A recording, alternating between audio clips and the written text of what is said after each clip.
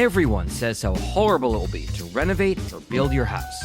We're here to say it doesn't have to be that way. Join 3 seasoned architects as they interview homeowners who recently completed a large project and ask them one simple question. What do you know now that you wish you knew before you started? Welcome to Home, the Second Story podcast. Hi, and welcome to a snack-size episode of Home, the Second Story. I'm Taylor from TPD Architect in Birmingham, Alabama, along with... I'm Marilyn Modinger from Runcible Studios, based in Lancaster, Pennsylvania, and Boston, Massachusetts. And I'm Sherry Scott with Springhouse Architects in Cincinnati, Ohio.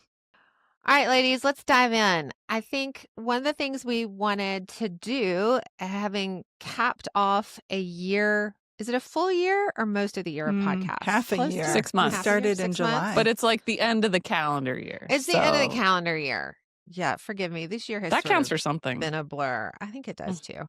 So we want to do a wrap up, in the spirit of wrapping up. How about that? At the end of the year, let's be trendy and we can do a wrap up of what we have learned this year. I am not going to do the Spotify thing and age everyone by their wrap-ups. Thank you. Although mine was 21, which is really odd. Mine was 21 too. Is like spa music. Like, I don't understand where that comes from. Anyway. I know. I'm like, are the kids listening to a lot of jazz? Because this is new.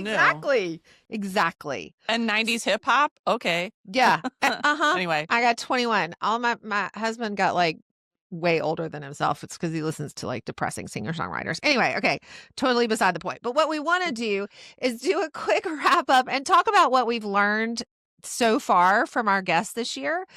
And I posted in social media probably about a month ago some tips, things that I had gleaned from our conversations with our homeowner guests. And I kind of wanted us to have an opportunity to riff on those a little bit or to add new ones and to talk about kind of what our favorite stuff was that we got out of this year. So can I start? Y'all okay with me starting? Sure. Yeah, go for it. Okay. The first one I had in there was you don't have to have all the design answers when you start.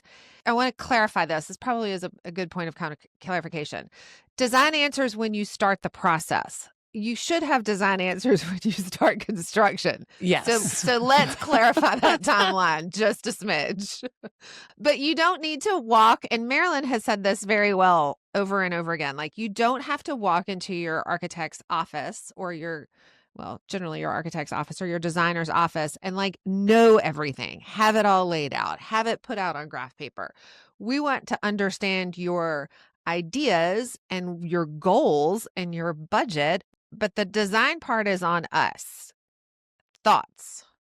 Yeah, I think from just the people that we've talked to, the homeowners that we've talked to, a lot of them expressed that what they ended up with wasn't necessarily where they started before they started the whole process, that, other people brought good ideas to the table and organized their wants and needs into a project that they hadn't envisioned, really. So that's, learning from the homeowners that they didn't expect that to be the process, but it really is. Like, it really comes together over that design time.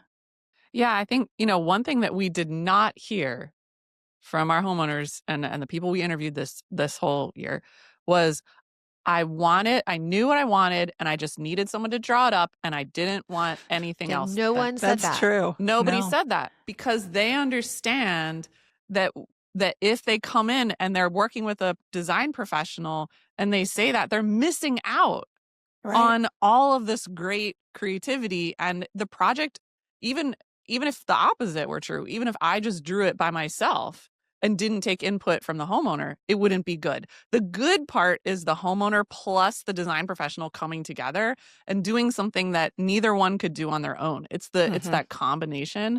And I feel like we heard that over and over this year, which was really fun. And really the entire team. And the builder. Yeah. During construction, there are just so many people that have expertise in their small portion. And if you open yourself up to actually have conversations with them, it it helps everything.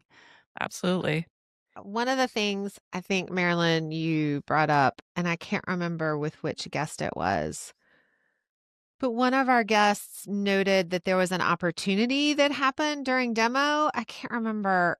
And I think it was so important to kind of leave ourselves open to some of that creativity during the construction process too, that there may be opportunities to get more creative or to solve a problem you might not have known existed. And so that design process, while it should essentially be designed, staying open through construction is also helpful, and just sort of understanding that there may be some opportunities to capitalize on certain aspects that you didn't think you could until you sort of got in there and knocked some stuff down. Absolutely. And that leads right into our next sort of theme that we noticed was the importance of process. So whether it's the design process, whether it's the process of the whole project, everybody has to be bought into that and has to be ready to participate. When we're working with homeowners, the usual situation is that they have not gone through this process before. This is all new to them. Obviously, a little plug here. What we're trying to do is demystify that process so that people hear from people who've been through it and it isn't totally mysterious or totally new. But I think that the idea of moving through a process and saying, let's start with the big decisions. Where are we going to build new? Are we going to renovate? And then you move through and kind of concentric circles of detail as you make those decisions, but you're not doing it alone. We are there with people from the beginning. We've talked with some homeowners who had architects or designers with them doing walkthroughs or looking at land, because we're able to give them insights early on. And we had some people who shared that, which was pretty cool. And process through the entire project, because there are systems. And That's right. I tell my clients all the time, you don't have to know how to build your house. You don't have to know how to design it all. I know the processes and the systems, and they'll be revealed to you as it comes along. But the three of us have a lot of years into this. And it takes a long time to really understand it and to know what the processes and the systems are. They're a little bit different for every project, depending on the outcomes that you're looking for and the priorities that you have. It's a science as much as it is an art. And, your team and your process and going through it. I remember Nikki said, you don't know what you don't know until you know. And that's true. Like reflecting back on it, it's like, oh yeah, I didn't have any idea that is how that was going to happen. I would say that there have been very few guests that we have talked to that didn't have a set process. Nobody, I feel like, sort of dived in head first without having some basic understanding of what they wanted to achieve and some drawings or some descriptions around that. So, I don't think anybody went completely processless. But I do think that the guests that had a very clear step-by-step decision-making process, especially the ones that talked about that decision-making process internally with their partner or their spouse, how they were going to make those decisions, that process really impacted the way they feel about the project at the end of it, and and the advice that they would give to other homeowners. So I think process is about the construction, but it's also about communication and how you're working with whomever you're working with to have that kind of good, positive communication and articulated decision-making process that allows things to move forward. Yeah. And I recall several of our homeowners saying that they had no idea how many decisions had to be made. Yeah. And we've talked about decision fatigue and how it's real. There are so many decisions to make in a project like this. We had a few different homeowners describe a process, and this kind of goes into our next point as well, but describe a process in their own families that they had for decision making or making priorities. So how do you make all those decisions when you're a busy family and you know the kids are over here and both parents are working and everything, and you're caregiving, maybe some elder parents, and like all the stuff's going on. So how do you set up decision making and process within your own family so that then when your designer or your builder comes to you and says, okay, we need these decisions, you've already done the work to understand how you want to prioritize things. We heard from multiple homeowners about the importance of being on the same page as your spouse and also being ready to react. I'm remembering the interview with the ceiling falling down or the whatever, Right. and Right. you've got to have made enough of those decisions outside the heat of battle that when things get a little crazy, you've already sweated that small stuff, right? Like you've already figured out a lot of that stuff so that you're able to be a little bit less overwhelmed when something crazy happens, like the ceiling falls down or, something changes in the market or COVID hits or whatever, That also leads into something that is one of the biggest things that I hear from my clients, and we certainly heard from our guests over and over, is about budgeting and how do we cost a project? How do we react to those unknowns? If we say the project is going to cost X, how much do we set aside for contingency? There were a lot of folks who had really good insights on how to handle that, and just internally within their family, how their builder handled that, how their architect or their designer handled that. That was a consistent theme. I mean, all of our guests, and I would venture to say all of our clients, are not people with unlimited means. So no matter what, you have a budget, no matter what, you're working within a set of parameters. And I really liked hearing our guests' insights into how they managed that process financially for themselves. Within our interviews, the money conversations didn't come up a whole lot, but when it did, most of them said that making decisions early was a better course to take, obviously. Yeah. The more decisions you can make early, the more decisions you can make, which sounds odd, but sometimes when you get so far down the line, there are times that you can't go back and you can't change your mind and you can't make a different decision. So if you're a person that wants a lot of data and information and get all of your options out on the table, you need to do all of that early. That's really that don't sweat the small stuff. I mean, don't sweat. Do sweat the small stuff before you think you have to, because you're right. You may not need the tile until you're done with framing and you've done all the rough in, and then you need the tile. But if you know how much the tile is going to cost, and you know the stone that you've selected, and you know those budget line items, if there is a surprise, you know where there's play and you know where there's room left to fidge and fudge and tweak. And you have a much clearer picture of the totality of the project from a financial perspective, but also from a time and labor and materials and all the selections perspective. It is stressful enough to be going through construction, I think, and this came up a bunch, to have to make design decisions during the stress of construction puts a lot of pressure on getting the thing right. When if you're doing it during a design phase where you're thinking about it early, you're working ahead of the contractor's schedule, then that pressure is much diminished. And there really is an opportunity to get creative and to think through options and different ways of installation or different materials. And so sweating the small stuff before it actually ever gets ordered, or there's a call for an order, or the contractor says they need it, is going to ultimately give much more flexibility down the road. Yeah, one of our interviews, I remember, it might have been Brian. Well, I don't know. A couple of people said this, I think. Generally, ask all of the questions. Say what you want to say. Don't be afraid to ask the questions. Do all of that early on.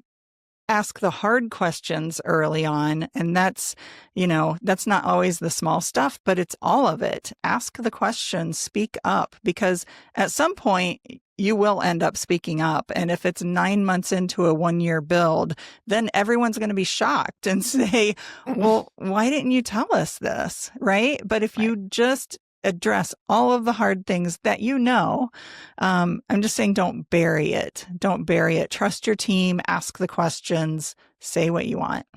Absolutely. And I also think that all of this goes together towards having a smooth project, having a project that comes as close to on time and on budget as can possibly be. The key has to be communication. And that theme, I mean, every single person we interviewed said communication, whether it's within their own family, with their design team, with the build team, with, whomever. If you don't communicate, then there's no way. I mean, we're not mind readers, even though we've been at this for a long time and we can read between the lines a lot of times when clients are saying certain things, or I can tell when someone doesn't like something, even if they're like, yeah, I like it. You can kind of tell. Right. But it's also the role that the homeowner has in their own project is huge. And I think that came out over and over throughout our, first set of interviews here on the speaking up thing. Even if you think it is too late, still ask. Mm-hmm. There are times, I always say to my clients that it's never too late. It just is more expensive. So we can do anything. We can tear the house down to the ground and start from scratch if you want. It's just money and time, right? So you can do anything. It's just whether or not it's going to fit what you're up to. And then I also wanted to just say that good builders also want you to do that as well. It's a red flag when builders say, these are the only two things you can pick. You can't pick anything else, or they're really boxing you in, or they're not communicating with you. We heard a little bit of that. We had some good builder stories and some rougher experiences. Yeah. And that happens. But I think that being proactive and asking, sometimes I just want to speak up sometimes for a homeowner, you could feel, because you're in a world where you aren't familiar with the industry and with the terminology, that then it can feel even more intimidating to say something. And when you're picking a project team, you want to pick a project team that you feel like you can bring stuff up with, and that you can be friendly with, and you can say the hard things to and with, talk about that stuff. Super crucial. I'd say the other thing that I would take away from our conversations, and I didn't put this in that post, I don't recall a single project that anybody we spoke to that didn't have more than one thing that they loved about their project at the very end. When we asked them to name one thing that they loved, it was really hard for all of them to come up with one thing. They all had so many things that they loved, that it was clear that their experience, whether it was rocky or smooth or stagnated or restarted or whatever it is, at the end of the day, they were all so positive about the end result, and what they had gone through to get there felt almost like they were just giving advice. Like it was not, I didn't feel like we were sharing trauma stories. I felt like at all. I felt like it was very much people offering advice and wisdom and coming out on the backside with projects that they were super excited about and wanted to talk about. And I loved hearing that, because I think in the media, you either get, our project was a disaster, don't do what I did, it stunk, everybody who worked on it stunk, and that's just attention grabbing. Or you get on the flip side that everything was picture perfect and smooth sailing, and there were never any hiccups, and we moved to the truck, and ta-da, there's the house, and we all went to Disney World for 4 days. But that doesn't happen either. So what's been really fun is hearing the reality of people's renovation and new construction stories, and having it come, this is a positive thing. Like, people have really enjoyed their end result.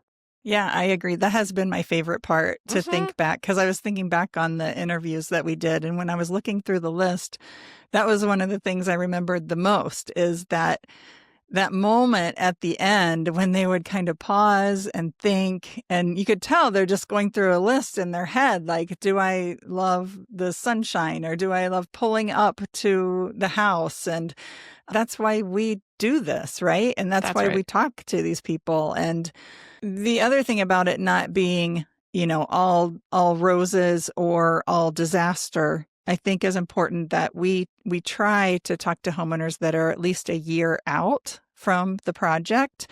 Gives some perspective. It gives a moment for them to love the house, to enjoy the fruits of their labor, and to let some of the small stuff go. There were still big lessons that homeowners shared with our listeners, which is what we're after. We're not after the whole they showed up late on He site, said, she said, 3 days out of, We're not finger pointing. Nobody wants That's to hear not- those stories.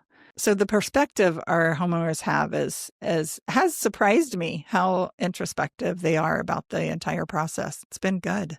As we're wrapping up our recap, I also wanted to share from some of our listeners, I've been hearing so much positive feedback about what these lessons, people who are either thinking of starting the process or have started the process. I've heard multiple times, this should be required listening. This is really useful and helpful. And that's what we're trying to do. And I think taking those lessons and moving them forward is really, really what we're up to. And I guess in our last few minutes here, maybe we can talk about what we have on deck for 2026, because we are gonna keep up with the interviews and do a few other things. And guys?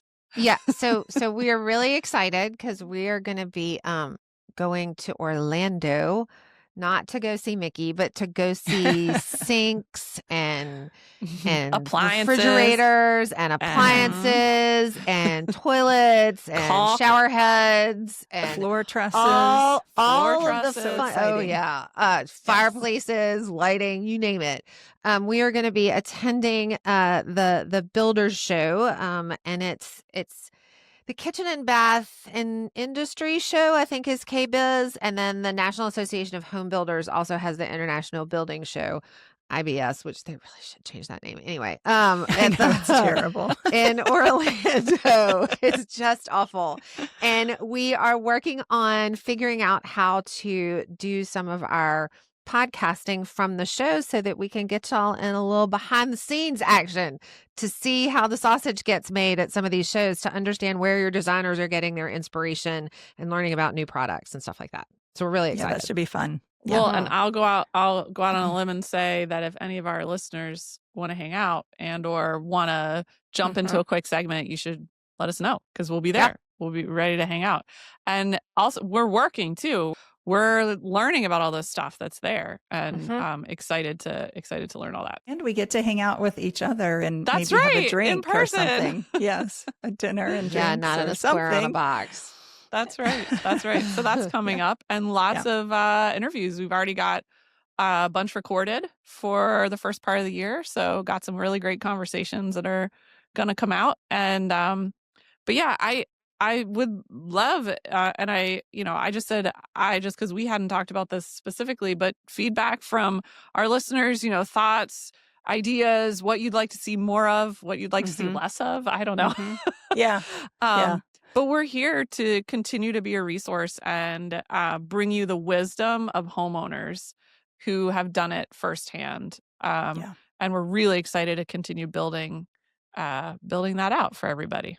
And we've really found our guests kind of behind the scenes so far, but I think in this new year, we're going to be ready to open it up for people to contact us and let us know if you've done a project. So our criteria really is some kind of project. It can be anything. We've done everything this past 6 months, from a kitchen renovation all the way to a brand new house build. So anything in between, any kind of project that we could talk about, we really want you to have some perspective on it. So maybe you've been in the project, you've lived in it for a year or so, or longer. So it can be in your history, farther back history, or current history, but we would love to talk to more people. The other thing we're going to be doing this year, we're going to try to continue to bring on some more industry folks who can bring insights to our listeners. Some of it might be in these snack formats, sort of the quicker ones. And some of them might be, in our past interviews, we have interviewed architects who did their own projects. And I think that is sort of a unique perspective that we want to continue to bring in other industry people to help bring some insights to our listeners as well. All right, ladies. Well, thank you for the wrap up. And as my husband says, the pre-cap for 2026. Did recap and a pre-cap. And thank you all for joining us today on Home the Second Story for our quick snack / cool wrap up. If you have any questions for us or topics you want us to cover, or like Sherry said, if you're interested in being a guest, please reach out to us at admin@htssspodcast.com, and we will see you next time. Thanks for listening to Home, the Second Story podcast. Feel free to share this episode with a friend. Contact information for all three of our architects are in our show notes. And don't miss future episodes. Follow or subscribe to our show for free in Apple, Spotify, YouTube, or wherever you're listening right now.